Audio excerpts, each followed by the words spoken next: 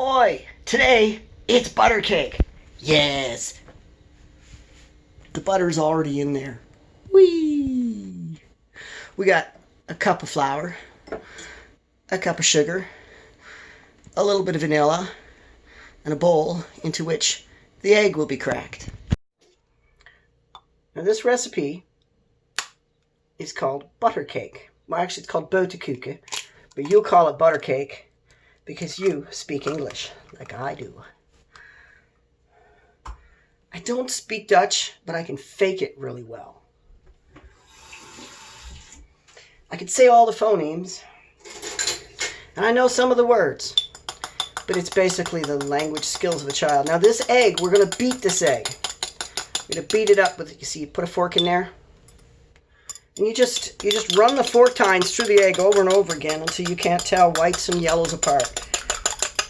Real fast. I always get tension in my ears. Isn't that weird? So, then you're going to set that aside, and we're going to remember to use only half. Now, the next thing we're going to do for this recipe is preheat the oven to 350, which is the default on my oven, so that goes real fast. Now, this butter. Now, you could use the electric mixer, and you could use it, but I'm not using the electric mixer purely because I'm showing you how to do it without one. An electric mixer will do this really fast. But since we don't have an electric mixer, we're using 2 sharp knives because it works better with sharp knives. Now, if you have a pastry cutter, that's the tool to use as well. But I'm showing you what I don't have that tool looks like. Just a couple of knives. Just pick the sharpest knives you got and just cut that butter. Cut, cut, cut, cut, cut. And you're getting to a point now where it's just glopping. It's not cutting, right? There's a remedy for that. The sugar. Now, with this recipe, I have tried making it with sugar alternatives, and not even dried maple syrup sugar was effective. So, I think at this point we're going to have to go and get the wooden spoon to go farther here. It's amazing. I put the phone on the table, put the bowl on a chair, and you get the best view ever.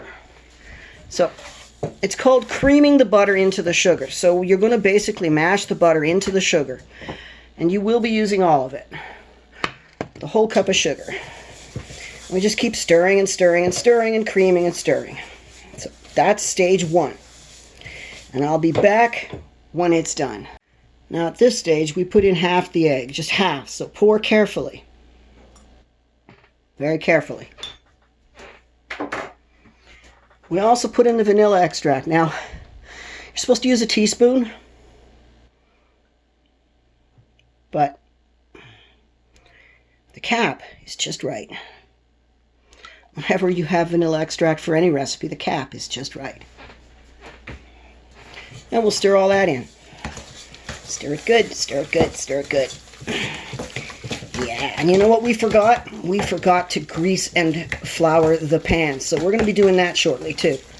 That's all right.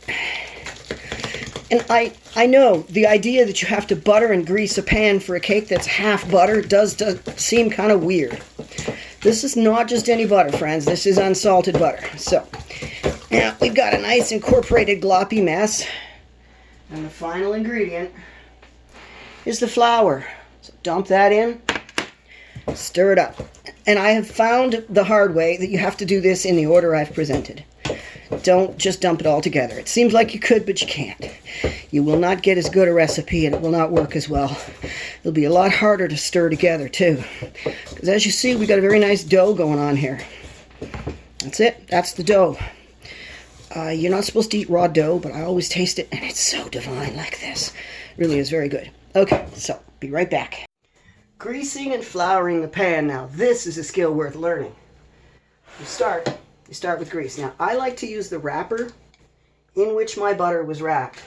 There's usually enough grease on there, I don't have to get more out of the fridge. Which is good, because I don't have any more room temperature butter, and fridge cold butter is hard to wrap. So, you want to get that grease into every crevice, so wipe that butter all over the place. Don't worry, it's coming off. It's getting some dirt back on too. Baking pans never fully fully clean. If only because they get a little rusty. So, now the question is, have we greased it properly? Well, you're about to find out. I'm going to take very small, about a teaspoon of flour, maybe 2 teaspoons. And you're just going to shake it all over the inside of that pan. Just going to shake it around and shake it around. See how it's coating the pan? Any spots you've missed, they're going to show up. That's small enough, I'm not going to worry about it. Now, to get onto the rim, you just gently edge it around as you go over something that can catch the flour that will spill. In this case, I don't mind it getting into the cake. You can see how the whole pan is now getting white. Oh, and I need a little touch more flour there. I shook the rest off too soon. Oops. Touch too much, but that's all right. Okay, there's our floured pan. And into it goes all this lovely dough. I didn't taste it yet. You don't have to.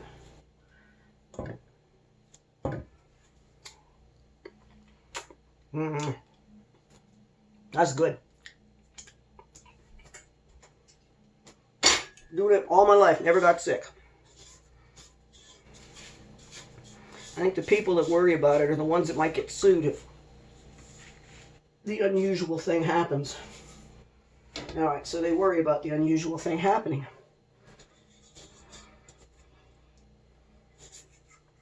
The funny thing is, you know, much easier as it is to make this cake using the mixer, I never do. So now you don't want to slide the dough around in the pan, which unfortunately it's doing. Let me just get in there with my hands. You did wash your hands, right? Always wash your hands as often as possible during cooking. And don't use moisturizer. And rinse them off clean. Product that you've left on your hand can get in the food. So if you have to use product because your hands are chapping and you've got eczema or whatever, you know, because it's that important, it's that serious for you, then I would recommend going with olive or coconut oil, because those can get in the food without doing it any harm. So, make a smoothish surface. It's really not that important. I really have to clean my hands. But, doesn't matter. Let's pour the egg on top. That's the half egg. Move that around. Swish that all over the top of the cake. And now, you're ready to bake. So, I'll see you at the oven. Well, there we go. Butter cake. Into the oven it goes. Just pop that puppy on in. There you go. And set your timer for 30 minutes. Half an hour. Half a pound. Half an egg. Half an hour. And go. And that's the thing with this cake. It could have been called a half-pound cake, because a cup of flour is a half pound, a cup of butter is a half pound, and a cup of sugar is a half pound. So it's the 1 cup cake, the half-pound cake, and then you've got the egg, which half of it goes on top. And so it, half an hour, half a pound, you know, these half an egg, these things are memorable, and that's part of why this recipe is such a nice one. And like I said, I've tried using alternates to sugar and they just don't work in this cake, so you have to use white sugar. It's in fact, between this and bread is why white sugar is back in my kitchen. It's the only thing I use it for. And the butter needs to be sweet butter. So I'll see you when it's done. I was giving you the ingredients list again and I didn't mention the vanilla. The half a teaspoon of vanilla, or teaspoon, you know, the half a lid, half a cap. The vanilla is not necessary, but without any flavoring, it will get a little bland. If you find that you're getting bored of vanilla, you do this cake every week and everyone's actually getting tired of it, which is no way. But anyway, let's pretend that you want some variety. You could throw in some cocoa, like a couple tablespoons of cocoa, and it would be a chocolate butter cake. You could throw in pumpkin spice or cookie spice. You know, you could throw in a zest of lemon. So there are ways that you could change up this cake. It's such a treat by itself. I really don't see why anyone would. And if you ate enough of it to get bored of it, well, let's just say I'd look skinny next to you. Our half an hour is up. Let's get a look at this beauty, shall we? Shall we take a look? Take a look, see? What do we got? Oh, isn't that beautiful? Now, that's what the egg on top does. How pretty is that? Huh? Yeah. Now, that's nice. It still sizzles. Still sizzling. But here's the crappy part. It's gonna break your heart. It breaks mine every time I make this cake. We can't cut it until it's cool. No. You'll be sorry. It just falls apart. Once it's cool, on the other hand, it holds together like a really well. I mean, it just holds together like fudge. It's very fudge-like sort of a cake. See you in a while. Gotta let that cool off. It's cooled off. Oh, yes. Yes, good stuff. All right, now, the first thing we need to do is run a knife around the outside edge. If it sticks somewhere there, you're going to notice. And this will get you right down into the corner. In fact, I'm feeling sticky. Now, there's no way to get around on the bottom. It would be nice. But I'm going to do like this. I'm going to do like this. And I go.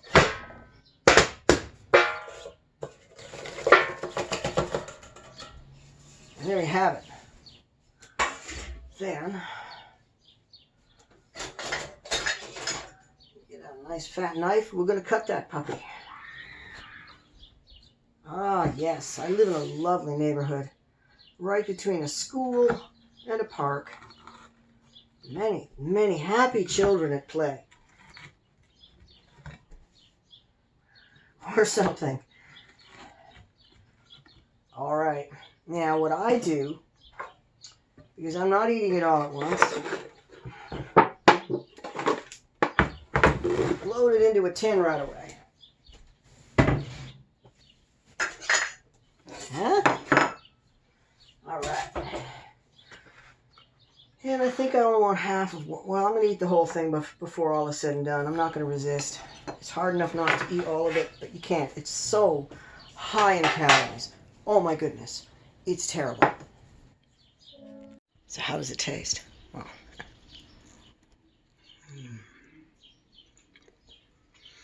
sweet buttery joy.